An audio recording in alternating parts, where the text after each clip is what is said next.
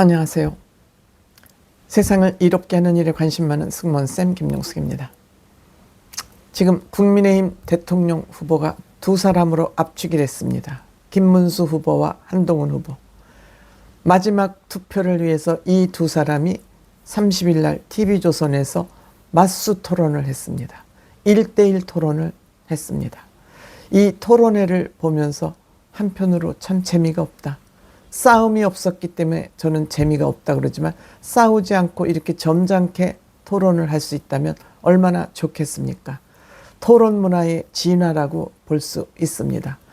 이렇게 토론 문화가 점잖게 자리 잡을 수 있었던 것은 이 두 사람, 김문수, 한동훈 이 두 사람의 선함 때문이 아닌가 싶습니다. 김문수 후보, 선천적으로 좋은 사람입니다. 선천적으로 솔직한 사람입니다.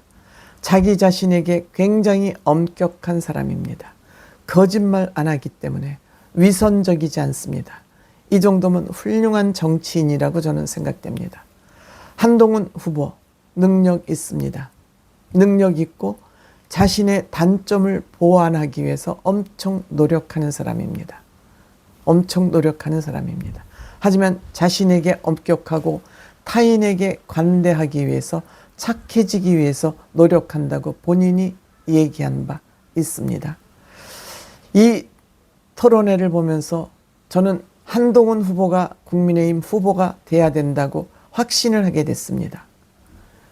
인격적인 문제 두 사람 다 인격자입니다. 하지만 국가를 운영하기에 어떤 사람이 적합한가라고 물을 때 저는 당연히 한동훈 후보가 국민의힘 대통령 후보가 돼야 된다고 생각했습니다.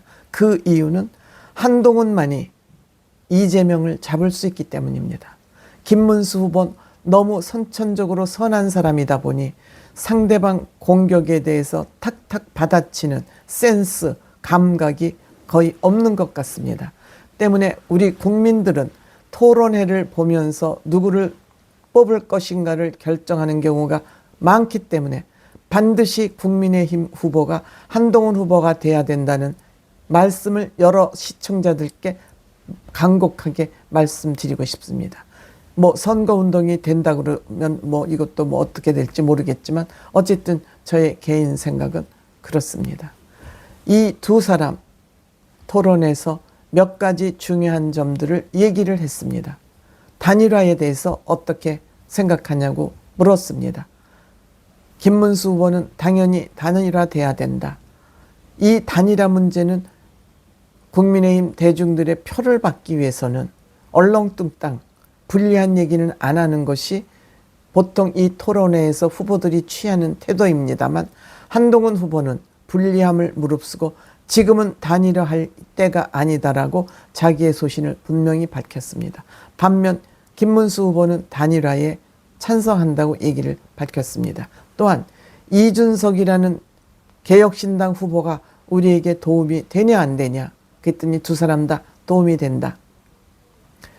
김문수 후보는 이재명의 독재를 막기 위해서는 누구나 다 모이는 빅텐트를 해야 된다고 생각한다고 얘기했습니다. 한동훈 후보도 물론 이재명을 반대하기 위해서 빅텐트로 모든 사람을 힘을 합쳐야 된다는 동의가 같습니다. 또한 한동훈 AI에게 물어봤습니다. 한동훈의 단점이 무엇이냐? 또 김문수의 단점이 무엇냐고 물어보니까 세 가지씩 얘기했습니다. 한동훈의 단점은 정치 경험이 부족하다. 또 당내 기반이 약하다. 계속 한동훈을 흔들고 있지 않습니까? 윤핵관을 중심으로 꼰대 정치인들이 계속 개혁을 해방하는 그러한 한동훈 흔들기를 계속하고 있는 것은 당내 기반이 약하기 때문에 그렇습니다. 그 다음에 엘리트 이미지가 너무 커서 거리감이 있다. 친근하지 못하다. 이게 한동훈의 단점으로 AI가 짚어냈고 그 다음에 김문수의 단점은 그동안 여러 가지 발언이 논란이 됐었고 정치적으로 좀 유연성이 부족하다. 원칙주의자다 이런 거죠. 이건 단점으로 볼 수는 없다고 생각됩니다. 그리고 극단적인 보수주의자다. 즉 태극기 부대하고 어울렸다. 그런 얘기가 되겠습니다. 그렇지만 김문수 후보는 원래는 좌파적 성향이 있던 사람이었습니다. 그리고 각자의 별의 순간, 즉 가장 화양연화는 언제였나고 물어보는 그런 질문이었습니다. 김문수는 아내를 만나서 아내와 결혼한 것, 즉 자기가 수배가 되었을 때 아내가 하숙집에 숨겨줬다 그럽니다. 그래서 그것이 아내가 자기를 만난 것, 본인이 아내를 만난 것, 이것이 가장 화양연화라고 그럽니다. 한동훈 후보는 이재명을 국회에서 체포동의안을 통과시켰을 때, 본인의 설득으로 통과시켰을 때인데 법원에서 이 체포동의안을 부결을 했습니다. 나쁜 판사가 이런 짓을 했습니다만 어쨌든 한동훈은 체포동의안을 부결을 시키는 그런 공을 가지고 있습니다. 또한 한동훈이 세대교체에 대해서 물어보려고, 세대교체에 대해서 어떻게 생각하냐 그러니까 이 말귀를 못 알아들어요. 말귀를 못 알아들어요. 거의 센스가 마비되지 않았나 싶을 정도로 저는 이 지점에서 김문수 후보가 국민의힘 대통령 후보가 되면 안 되겠다라고 저는 결정적으로 이 지점에서 판단하게 됐습니다. 말귀를 못 알아듣고 그 분위기를, 토론 분위기를 전혀 숙지하지 못하고 있어요.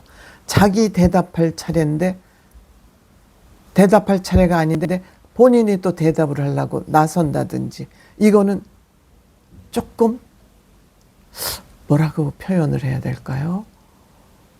하여튼 얼띠다고 그래야 될까? 착한 사람한테 어쨌든 이거 큰일 나겠다 하는 지점은 저는 바로 이 지점이었습니다. 한동훈 후보, 김문수 후보에게 묻습니다. 이낙연이라는 사람이 당명을 교체하라는 문재인 정권 시대에 있었던 사람이 우리에게 빅텐트를 치면서 당명을 고치라고 이런 요구를 하고 있는데 어떻게 생각하냐? 있을 수 없는 일인데 이거 어떻게 생각하냐? 그러니까 김문수도 황당하다. 어떻게 다른 집 아이 이름을 지네들이 짓겠다 그러냐. 말도 안 된다고 여기에 공감했습니다. 빅텐트를 치면서 근본을 지켜야 되는데, 우리가 우리 주체로서 근본을 지켜야 되는데 어떻게 이런 일을, 본인의 그 모든 기득권을 넘겨주겠다는 이런 발상을 하는지, 여기에 대해서 국민의힘 지도부가 대답을 하지 않고 있다. 있을 수 있느냐. 여기에는 두 사람이 모두 공감했습니다. 또한 권영세 비대위원장이 정대철 헌정회 회장한테 전화를 걸어서 당 지도부가 한덕수 총리 대행에게 출마를 권유해달라는 이런 전화를 하는 거에 대해서 어떻게 생각하냐. 이 문제에 대해서도 두 사람은 잘못됐다라고 같이 공감대를 형성했습니다. 이 두 사람 거의 정책이 조금씩 다르긴 하지만 중요한 줄기 부분에서는 가치를 같이 공유하고 있는 것으로 생각이 됩니다. 제가 이 썸네일 제목을 0대 16이라고 붙인 것은 청년 정책, 국민의힘은 특히 청년 정책이 중요하고 청년들의 지지를 받는 것이 굉장히 절대적으로 선거에 유리합니다. 이 문제에 대해서 청년 정책에 대해서 두 사람이 다 정책을 내놨습니다. 그런데 한동훈 정책이 압도적으로 청년들의 지지를 받고 있었습니다.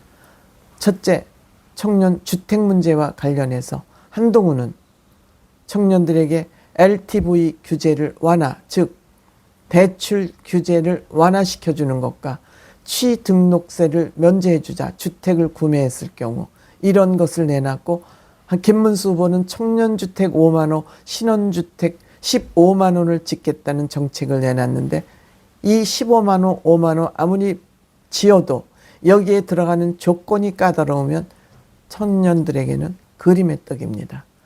16대 0으로 한동훈 정책을 지지를 했습니다. 그러니까 이 공약에 대해서는 김문수 후보가 완패를 한 것입니다. 그 다음에 결혼 육아 문제, 청년들에게 집과 결혼 육아 제일 중요하지 않습니까?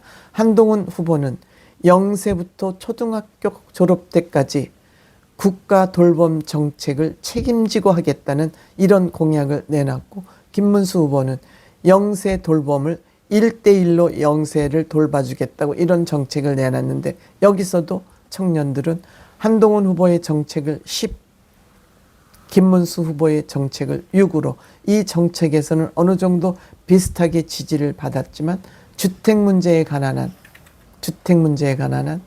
16대 0 정책이 완패를 했습니다. 이런 여러 가지 정황을 놓고 볼 때 한동훈 후보가 국민의힘 후보가 되어야 이재명을 무찌를 수 있다. 우리는 무조건 이재명을 거꾸로 트리는 것에 모든 후보 선거 전략이 여기에 초점이 맞춰야 된다. 때문에 저는 한동훈 후보가 국민의힘 대통령 후보로 선출되기를 바라고 있습니다. 나라가 제대로 되려면 그리 되어야 됩니다.